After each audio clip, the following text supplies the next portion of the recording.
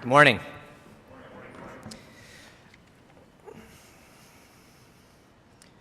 So, as Alyssa mentioned, my name is Colby Synesael, and I do work at COWEN, which is an investment bank. And as she mentioned, I've been there since 2010, but I've been covering the telecom services sector since 2003. So just to give you a quick background on what a sell-side or an equity research analyst does, because I'm going to guess some of you in the room don't know that. What I do is I basically put buy, sell, and hold ratings on certain stocks that are public. So I cover the wireless companies, I cover the tower companies, I cover the fiber companies like a Level 3 or Zayo, and I cover the data center companies like an Equinix or Digital Realty Trust. Our primary clients are buy-side funds, so hedge funds and mutual funds. And ultimately, my firm gets paid by me giving advice. And if they like that advice, hopefully they'll trade through our firm. They'll give us 2 or 3 cents a share. And if you think about that in terms of trading every million shares, that's $20,000 or $30,000. That's how I primarily get paid, and that's primarily what my firm does. But obviously, we go pretty deep into the sectors that we cover, and the sector that I cover, as I mentioned, is telecommunications. In January, we put out a report on 5G. It's about 50 pages in length.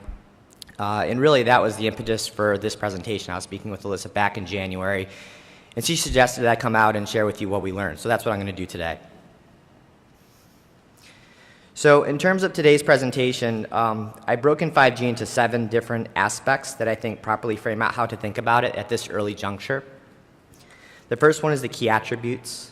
Secondly, we're going to talk about use cases, then technology, spectrum, the timing, network topology, and risks. And then at the end, what I'm going to do is I'll conclude by summarizing the key takeaways from my presentation. So let's start out with the key attributes. So there are 3 key attributes to 5G, which is based on the IMT 2020 vision. The first one's enhanced mobile broadband. And what 5G promises is 100 megabits per second of real-life experience in dense urban areas. It's also promising peak data rates of 10 gigabits per second, and the intention to support 10 megabits per second per square meter, which, to put that in perspective, is about 1,000 times greater in terms of capacity versus what you get today with LTE. The second thing is massive machine-type communications, or what I think of as broadly as how enabling the IoT world. The key is how to support billions of devices that are connecting to the network. And this is different than M2M. M2M has been around for a long time, but when you think of the sheer volume of devices that we're talking about in an IoT world, the current networks today aren't able to support that. And that's the big difference.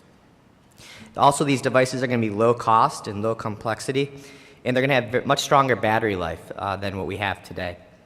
And then the last one is ultra reliable and low latency, or what I'll refer to as UR or LL. This is for mission critical functions that have to work. If you think about healthcare, there's a lot of talk about things like remote surgery.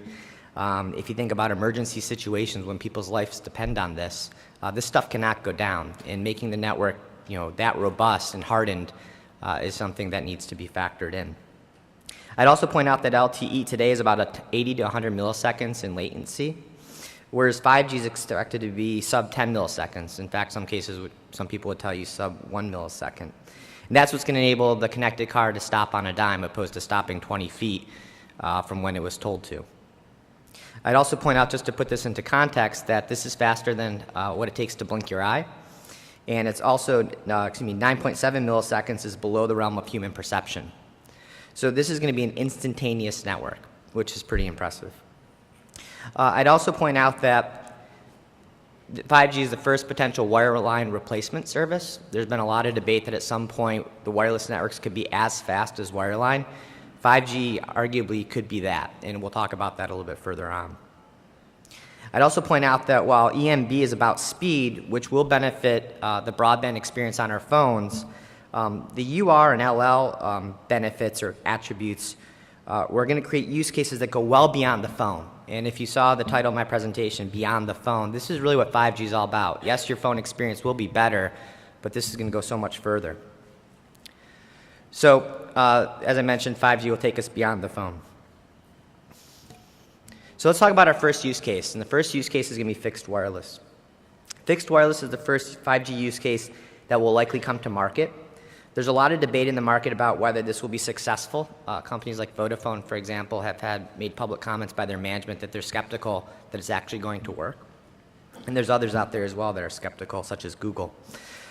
Carriers, however, have argued that the technology has improved as a result of things like beamforming and massive MIMO. It's currently being trialed by Verizon and to a smaller degree AT&T. And what I think about is that if you think about Verizon, who's led with network technology, the fact that they're so focused on this, the fact that they're making such a big deal out of this, while I'm by no means a technology guy in terms of understanding the nitty-gritty, we've taken the view that this will be successful. The fact that Verizon is making such a big effort and putting real money into this, we at this point are believers. There's two reasons, however, that fixed wireless will be the first 5G product to come to market. First off, Verizon and AT&T need to have a new growth opportunity. If you think about phones and you think about wireless, for plus 20 years now, that's been a great growth opportunity, but that's changed. Number one is that everybody who wants a smartphone at this point has one.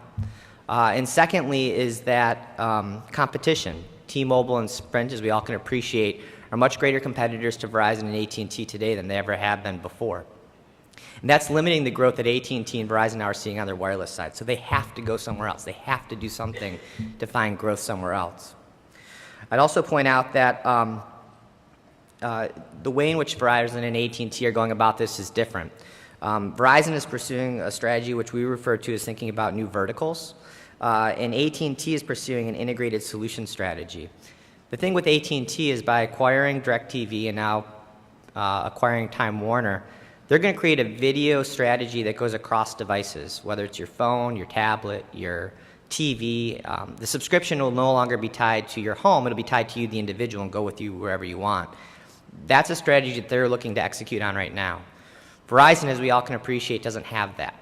They're focusing on going into more verticals. You could look at the acquisitions they've done in telematics and fleet management. You could look at the acquisitions they're doing with Yahoo and AOL.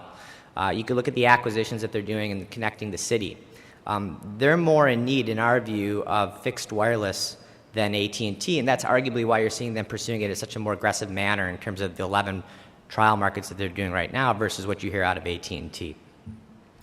The other thing I'd point out as it relates to fixed wireless, though, is that there's also a clearly defined business model, and that's very important. How are the carriers going to actually make money on 5G? Fixed wireless is pretty simple. They're actually going to be going and competing against what today is our wireline networks at our home, whether it's cable or potentially whomever that ILEC is in that marketplace. There's a clear need for that service, and there's a clear model in terms of how they're going to make money providing fixed wireless, and that's why that's the first service you're seeing being brought to market in terms of 5G. We expect to see limited commercial deployments as early as 2018. So let's talk about the other use cases, which are mobile and probably a little bit more fun to talk about.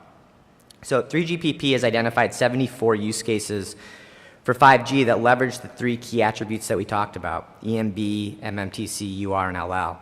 And as you see in our slides, we listed the 5 top areas that I think are being talked about in the marketplace: augmented reality, virtual reality, 4K video, self-driving cars, various healthcare initiatives, and then the industrial IoT, which will rely very heavily on big data. The most difficult part, though, is identifying the business models I already discussed, or said differently, how those building the networks will make money and ultimately the proper return on the investments to which they're making. If you think about 2G, 2G gave us email. If you think about 3G, 3G gave us the internet. And if you think about 4G, 4G gave us apps. They gave us video-oriented apps, ride-sharing apps, delivery services, dating apps. These are all ways in which not just those providing those apps, but even the carriers were able to make money because it forced you to go and get that new phone and to increase your data plan. You have to ask yourself, well, what's 5G going to do for the carriers? So what I can tell you at this point is it's going to be game-changing. I could also tell you it's going to be disruptive, or what we'd refer to as creative destruction. And broadly speaking, we think that what's going to predominantly get displaced because of 5G is inefficiencies. And you can think about that in a variety of different ways. However, it's going to be less about the phone experience. This is, again, not about necessarily improving your phone, which will improve, but this is about creating new business opportunities that are going to leverage a wireless network. To accelerate adoption, we think the carriers will need to move further up the value stack. As I already discussed with you, Verizon has made acquisitions that are specific to a certain vertical. They're moving up the application layer towards layer 7 in terms of offering not just being a dumb pipe, but an actual solution that's catered specifically to that industry or that vertical. And it's also going to creating industry-specific solutions that allow it not to be the dumb pipe. We think 5G will bring also the original vision of big data to fruition. If you could think about having sensors across our environments, whether it's inside or outside, across cities, the amount of data to which those sensors are going to be picking up is really what's going to basically be able to filter it into those big data solutions, which are going to make things like augmented reality a reality, right? The information that can be provided to you because of all that information collection. An interesting thought I'd also point out, though, is that in our view, 5G is also about solving first world country problems, and it's going to be less relevant to third world countries as much as it was for 4G. So what do I mean by that? If you think about third world countries, they've benefited extremely from putting up macro towers and providing a 3G and what will ultimately be a 4G experience, particularly for those markets that didn't have copper lines built into the ground. When you think about 5G, though, 5G, as I mentioned to you, is not necessarily about improving the phone experience. It's about making things like augmented reality and 4K video and self-driving cars a reality. I'd ask you, what's the value proposition in those third world countries versus it might be in the United States or other first world markets. So what's the takeaway here? The takeaway is that 5G will enable new business models that leverage a wireless network. So let's talk about technology. So the 5G network will be software-based and leverage both SDN and NFV technology. Depending on the use case, the processing will be done on the edge, or what's referred to as mobile edge computing, or MEC, or via the unlimited processing in the cloud. I'd actually argue to you that 5G is going to be the first G that's being built with the cloud in mind. How do you actually leverage off of that cloud, opposed to the cloud being an afterthought that was ultimately created in part because of 4G. I'd also point out that engagement with the network will be application specific. That would be referred to in some cases as network slicing, including what spectrum do you actually use for what that application or use case is. What bandwidth? Does it have to be a very high bandwidth solution, or can it actually be something that doesn't necessarily need that? And what various technological techniques are being used to connect that actual application? Ultimately, the 5G network is going to be a living, breathing, dynamic network. There's also going to be a new air interface, currently referred to as NR or new radio, which I'll discuss a little bit later on. But the goal here is to enable new use cases, but also to reduce the cost to deliver the gig. If you can imagine all these different services that we're contemplating, that's going to be a lot more bandwidth than what we have in the marketplace today, and we have to reduce the cost of delivering that gig. There was a study by a company called Mobile Experts recently, and what they said is that LTE macro, the cost to deliver a gig is $2.13. They said to deliver LTE using small cell, it costs $1.28 per gig. However, using 5G with millimeter wave spectrum, it's anticipated to cost 24 cents. So depending on if that's a small cell, that's a factor of 5 times lower, and if you're talking about an LTE macro, that's 10 times cheaper, which is pretty interesting. So the takeaway here then would be that 5G will utilize an intelligent and flexible network that's application-centric. So let's talk about spectrum. So in July, the FCC issued its Spectrum Frontiers rules that essentially open up the use of millimeter wave spectrum for 5G. There's 11 gigahertz in total that was part of the Spectrum Frontiers. 4 gigahertz is licensed. That's in the 28, 37, and 39 gigahertz bands. And 7 gigahertz, which is unlicensed, which is in the 64 to 71 gigahertz bands. They're also looking at opening up another 18 gigahertz of millimeter wave spectrum across 8 bands. So as we noted when we discussed fixed wireless, there's real debate on Wall Street about whether millimeter wave spectrum will work. We've all heard about millimeter wave spectrum for a very long time, and now we're seeing trials and clearly a move towards that, but there's a lot of people who are still very skeptical about it. I point out, though, that the focus on millimeter wave and how that ties into 5G helps explain Verizon's purchase of XO, which had 28 gigahertz spectrum that came with that. That was a bit of a surprise. People thought that XO would always be sold for its wireline infrastructure, but I'd argue to you that the primary reason they bought XO was for the spectrum. And also AT&T's recent purchase of a company called Fiber Tower, which has 39 gigahertz spectrum, and obviously the potential fight, which is happening right now for Straight Path, which also has 39 gigahertz spectrum. I point out to you, though, that the valuation is very different when you think of millimeter wave spectrum versus the low and mid-band spectrum. Just to put that in perspective, in the 600 megahertz auction that just completed, spectrum went for 93 cents per megahertz pop versus straight path, which when you look at the value being proposed by AT&T, that's less than 1 cent. It's about a half a cent per megahertz pop. It's a very different animal in terms of that spectrum, in terms of how it's going to be used and how much you actually need to make something of that. I'd also point out that just thinking about megahertz pops for a moment, there's other companies in the marketplace such as Dish which are actually being valued purely on megahertz pops. So this matters a lot when people are trying to figure out exactly what these companies are actually going to be worth or are worth. So the takeaway here, 5G will initially leverage millimeter wave spectrum, but over time we think it will leverage all bands. Right now all the focus is on millimeter, but I think ultimately you're going to see sub-6 gigahertz spectrum being used for 5G as well, particularly for EMB use cases. AT&T, as an example, has actually talked about using sub-6 gigahertz spectrum as well for 5G. So let's talk about the timing. So the best way to think about the timing is to look at the standards process. As a quick background, a group called 3GPP, and that includes about 400 companies and organizations across the world, they set the standard. Once they do so, they submit that to the ITU, or the International Telecommunications Union, which I learned through this process is actually part of the United Nations, which I thought was kind of interesting. In September of 2015, the ITU set the vision for 5G with the creation of the IMT 2020 vision, which I referenced earlier. So 3GPP issues new standards through releases. Release 15 will be the first 5G standard, but it will encompass LTE as well. In fact, some people would tell you that it's not a 5G standard, it's really Release 16. That will be the first one, but I would argue too it's Release 15. It's expected to come out in June of 2018, and it's going to focus on fixed wireless, because again, that's the first use case. That's what we need to get standardized first, although arguably what AT&T and Verizon right now in terms of their trials are pre-standard. And it's going to focus on EMB, or effectively how do you make things faster. It's also going to provide standards for the new radio, or NR. But you may have also heard that certain aspects of Release 15 were recently accelerated. This is somewhat complex, certainly for a guy who's more financial services oriented than technology oriented, but to summarize it, certain aspects of EMB that can work on current LTE equipment are going to be pushed forward or pulled forward, as known as what's known as NSA, or non-standalone new radios. Effectively, certain aspects of 5G are going to work with the current LTE equipment that's out there, and that way you could actually accelerate bringing that to market. So that's going to be released separately in December of 2017.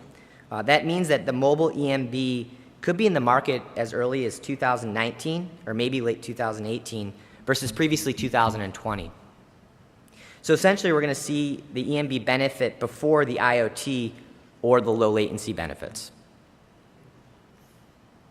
I'd also point out that Release 16 will be the first true 5G release that will rely on the new NR interface, or new radio interface, and there will be a 5G specific core.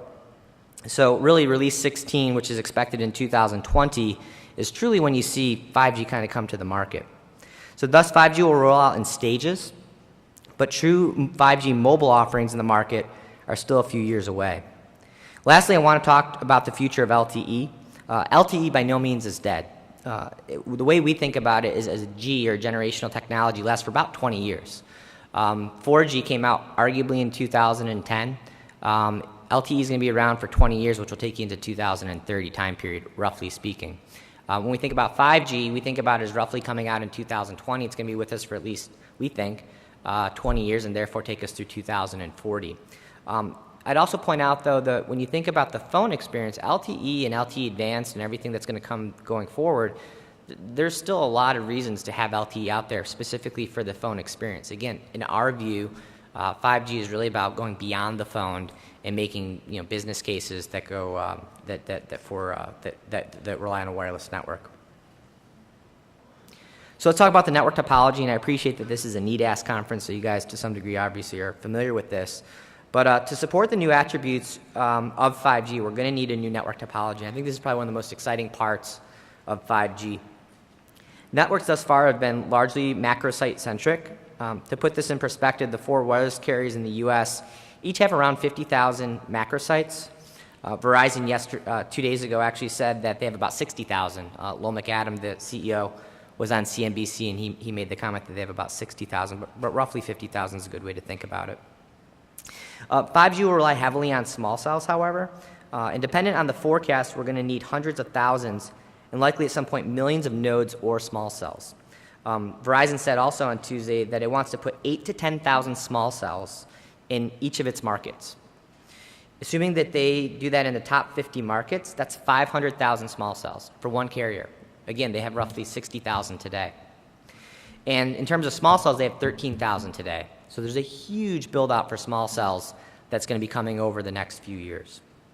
The problem, however, is cost. If you think about a macro tower costs, let's just call it on average around $2,500 per month if it's actually a third-party tower, which Verizon is leasing space on. If we're going to go to a magnitude of 10, so I'm talking about going from 50 or 60,000 to 500,000, there is no way that they could pay $2,500 per small cell and make the math work. So we have to get the cost down significantly. That's probably one of the biggest issues that's facing 5G right now. So if the operators will have to support hundreds of thousands of small cells, they can't cost the same as a macro tower.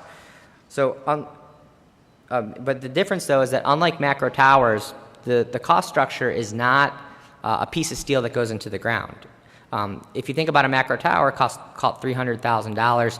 There's 4 customer opportunities that they have: AT&T, Verizon, T-Mobile, Sprint. There's not a lot of other people that need a macro tower, a lot of other businesses. Clearly there are some various emergency 911 and various radios, but for the most part it's a pretty limited market opportunity.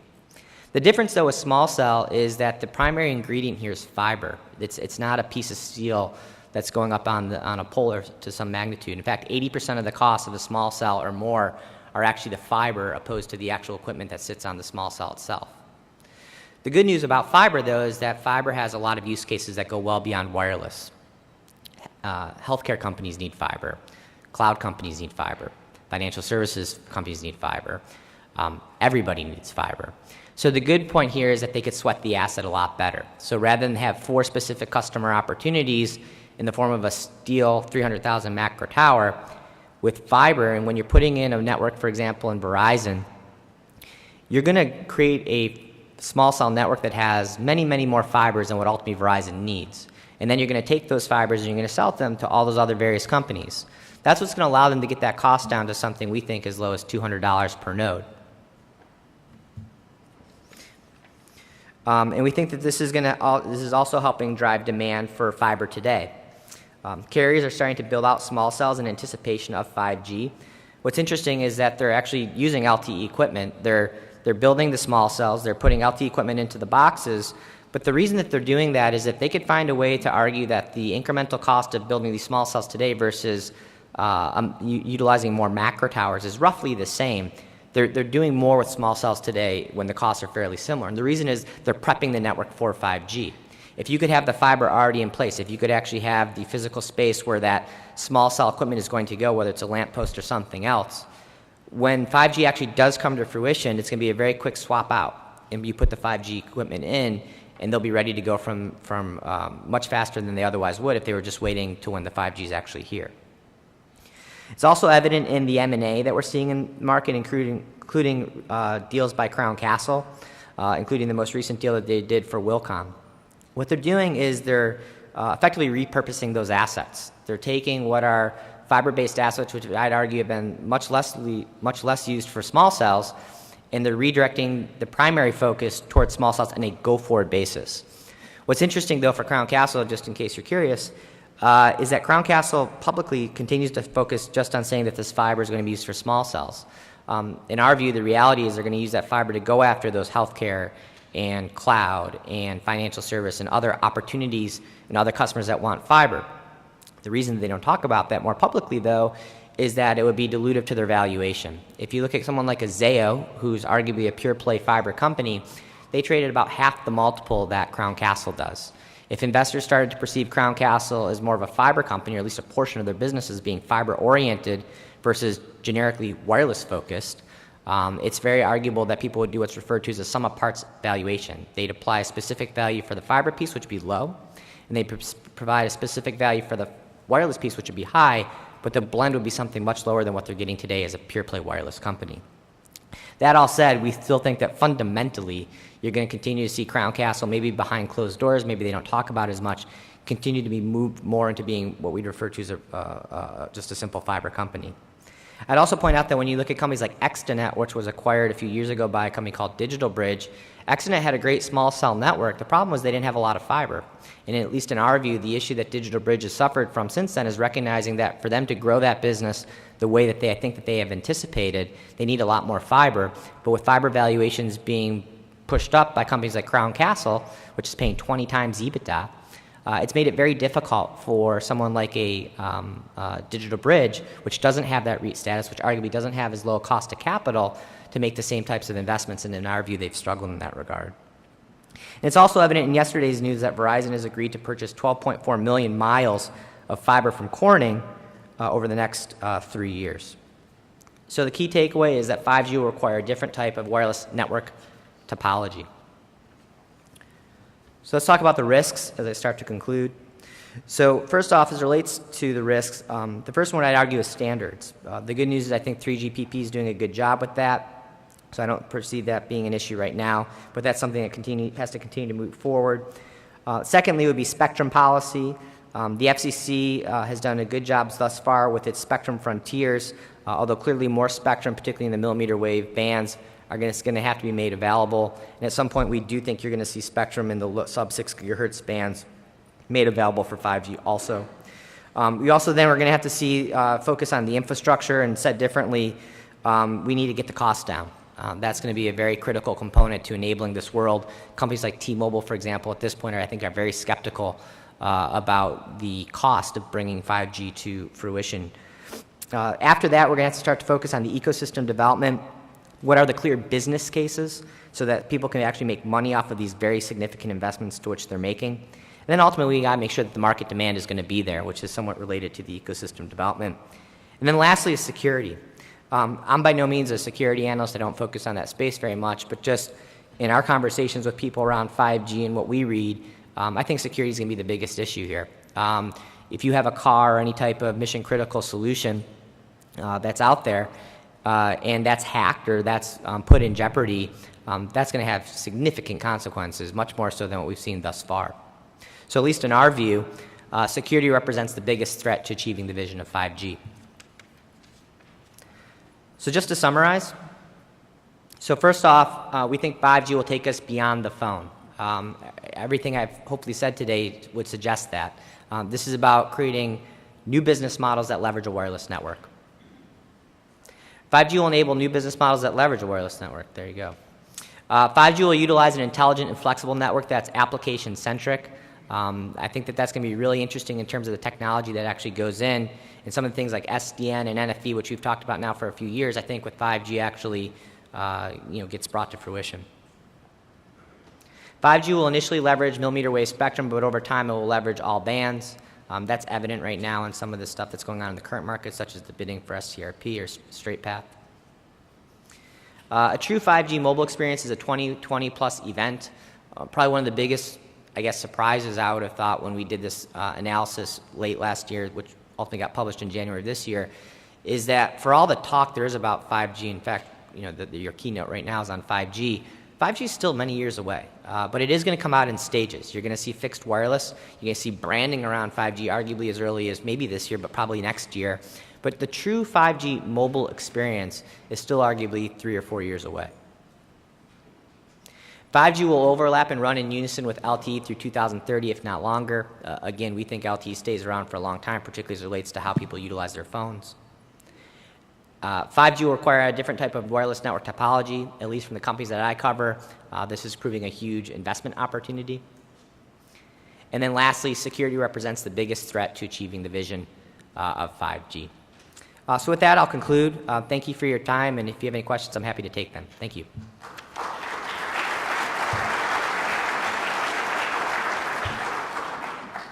Gentleman over there. You were talking about how AT&T, Verizon, and others are going to be moving up stack Amazon, how do you see the competition from Amazon, Microsoft, or others moving down stack? So what's interesting is that the competitive playing field, when you think of the consumer, is going to be the flattest it's ever been before. So you have companies like Amazon and Google and Netflix and so forth that are going to be providing OTT type video solutions. But at the same time, you're seeing that, so I think about from cable perspective. So if you're cable, you're in a real difficult position going forward. On one side, you have fixed wireless. So you have AT&T and Verizon in theory and startups like Starry, which is operating in Boston, which are going to come for your broadband business. But then on the other side, you have these OTT players, which are going to come for your video business. That's a really difficult spot. So what we actually argue is that you're going to start to see the large carriers create vertical stacks of services. AT&T at this point is the best example of that. They have wireless. They have now video distribution. They're going to have content. They're going to create a vertical stack of services. And ultimately, I think that we'll refer to generically as a bundle, but really more of an integrated solution is how they're going to try to compete. And I think if you think of that, then I think that cable and companies like Comcast and Charter, it's just a matter of time before they also have to have a wireless strategy. Based on that competition, I think they're going to see from fixed wireless and from an OTT perspective. So our view, and we've wrote a report on this as well, is that by 2020, we think you have 3 or 4 conglomerate telco companies that offer that full stack. AT&T is already going to be there. We think Verizon will be there, which we'd actually argue implies that they're going to have to buy perhaps somebody like a Dish, although we appreciate that Dish is looking for a price point that's higher than what Verizon's at least at this point willing to pay. And I think that Comcast and or Charter somehow merge with T-Mobile and Sprint. Now maybe it's T-Mobile and Sprint that first come together and then that combined company is put out to the marketplace. Or it's that transaction never comes to be and you ultimately see T-Mobile go with one guy and Sprint go with the other.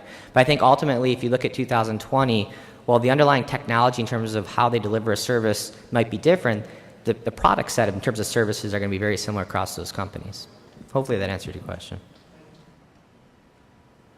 Any other questions? Gentleman over there.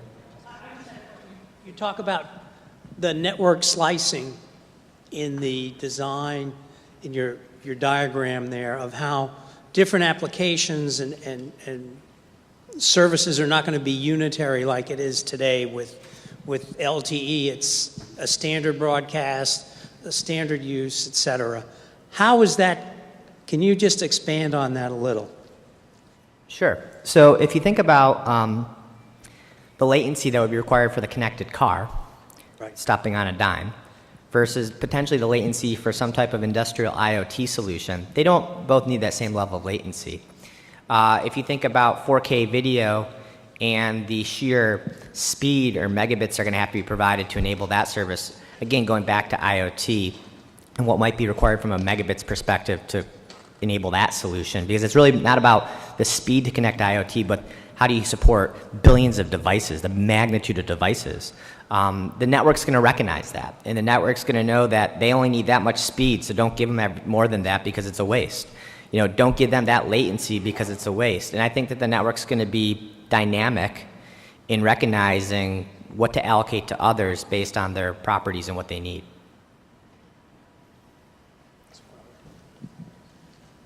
One of the network topology questions that, or topics that you talked about was having a lot more small cells. And one of the issues that we've seen, obviously for 4G, thank you, on the small cell deployments that we've seen over the last several years, we've had a major problem, and that's coming from primarily the cities and the metropolitan areas in getting access to all of those particular sites. So given what you talked about with Verizon and having 8,000 cells per city, there has to be a change in how the city's viewing these assets, right, for any of this to work. So how do you expect that the metropolitan cities and other areas are going to change their tune as to how they want to make money on these assets? Otherwise, we're kind of stuck where we are today. Well, it's a bit of the wild, wild west right now. So anecdotally, I was speaking with a small cell provider who operates on the West Coast, and he was saying, and they're doing a deal for Verizon right now, and he was saying that in the city of San Diego, they're charging them 3 times what they're charging in the city of LA. There's no rhyme or reason. It's just that the city of San Diego has a better understanding of what's being done, and they know they can get it. Whereas LA was ignorant and basically, provided what is an amazing price in terms of, at least from the small cell provider's perspective. So it's very up and down, and there's all sorts of anecdotal examples like that. The good news right now is the FCC is taking that up, I think actually this week. First off, they're going to put a shot clock that sounds like on small cells. I think it's 90 days, very similar to what was done with macro towers a few years ago. And then secondly is they're arguing for more transparency. So for example, if somebody in a particular market is paying X for small cells or for space on a lamppost, that has to be publicly disclosed so that the next company that comes in there, has a much more transparency around, what the current market rate is. So that I think that those two things are going to be helpful. I think that that's mobility, by the way, who's pushing that initiative. Also I think WIA, or the Wireless Infrastructure Association, which was referred to as PCIA, I think is also starting to focus a lot more on small cells. And I think it's really going to be more regulation that pushes them to change. Any other questions?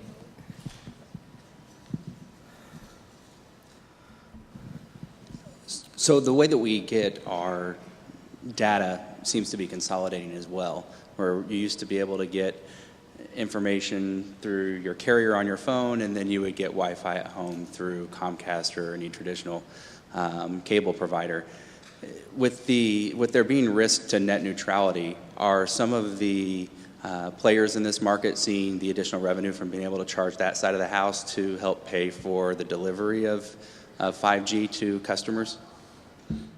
So I think I've seen statistics that roughly 2/3 of phone use is actually on a Wi-Fi network, 1/3 is actually on a mobile network.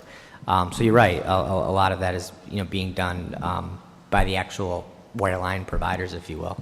As it relates to net neutrality, the biggest issue I see is peering, which when you think of the issues that Netflix raised a few years ago, there's that congestion in the pipe between when Netflix exchanges its traffic and maybe it's riding on someone like a Cogent as an example, with that last mile provider. I do think that that's a risk. I do think that we can get to a point where those guys start to effectively be bigger gatekeepers than they are today in terms of charging a bounty to someone like a Cogent to coming into their pipes. We're not seeing that now. And I think that some of the net neutrality initiatives, obviously under the previous FCC, put, I think, a safe environment in place, at least for this year, maybe next year. But I think if AT&T and Verizon and all the local last mile providers like a Comcast or a Charter, if their businesses start to get hurt, they're going to lash out. They're going to try to impede the success that others are having. So to some degree, and I always think this is kind of interesting, is that you have to see Comcast and Charter and AT&T and Verizon be successful. Like we can't continue to bleed them out and take their business from all these other areas when they're spending $20+ billion in CapEx a year and expect them to continue to do that. So you have to have them be successful. My hope would be that they are successful for their vertically aligned strategies, and that's good enough, and they don't get aggressive in other areas such as on peering to make money. But ultimately, if they are not succeeding in their more public areas in terms of focus, I think things like that will start to happen.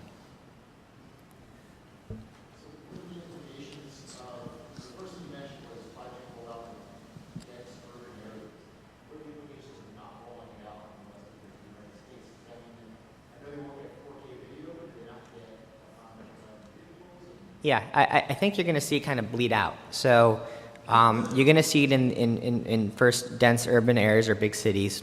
But I think ultimately then you'll see it start to follow down various highways and corridors. And then ultimately over time it'll get into more suburban areas. Just effectively like how it's happened with other generational technologies in terms of opportunity. But again, it goes back to the use case. So if there's a use case for a low latency, high speed, massive IoT solution that has some applicability in a suburban area, then you ultimately will see the small cells. But I think that when we think about augmented reality, virtual reality, when we think about the industrial IoT opportunity, the immediate thought I think for most of us is that has the most opportunity in those bigger areas. But I would think that over the course of time it'll bleed out. But to that point, if 4G is about the phone and ubiquitous coverage and having good speed on that device, and 5G is about enabling these other business solutions, I do think you're going to see that more spotty. at least to start before we actually start to see it across the entire United States. Yeah, so I think this is along the same question. How do you see the dollars per square foot for rural America? It just seems like a macro site still makes more sense on a dollars per square foot in outside the cities. Sure. No, I don't think the macro tower's dead at all. I just think that the growth opportunities been significantly hampered. So if you think about macro towers, they've historically grown around 6 to 8% on an organic basis. If you want to break that down, roughly 3% has come from escalators, minus 1% churn, which gets you net 2%. And then the remaining 6 to 8%, is that right? No, 4 to 6% comes from what we would refer to as cell splitting as well as amendment activity. Amendment activity is going to continue as we put that NR new radio equipment on the current macro towers. That's a new opportunity, maybe $500 a month per tower.